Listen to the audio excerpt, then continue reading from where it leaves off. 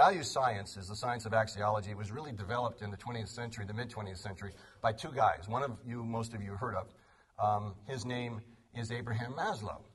People familiar with Maslow's hierarchy of triangle? We heard it all in psychology. It's good stuff, and it has a lot. It rings true. Well, that was his values hierarchy, that you move up in that triangle to self-actualization at the peak. Well, his colleague at Yale, both of them taught together as professors, was a guy who had a PhD in psychology, a PhD in physics, and a PhD in mathematics. And he was known as a philosopher. His name was Robert S. Hartman. And he's one of my heroes from the past.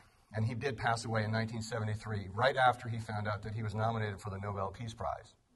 And he was nominated for the Nobel Peace Prize for what I'm about to share with you, and the volumes of 12 books and lectures that he gave, and the science that he created. And he figured out a way for every individual in this room, if you take an assessment, to measure your core values infrastructure.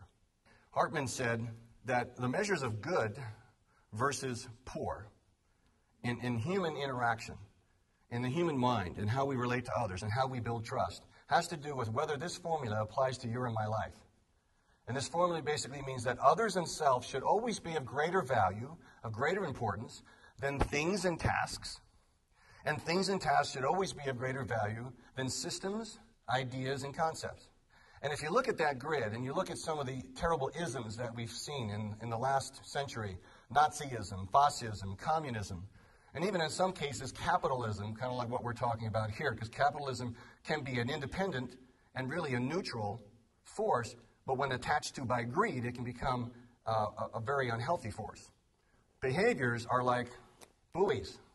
Tide goes up, you go up. Tide goes down, you go down.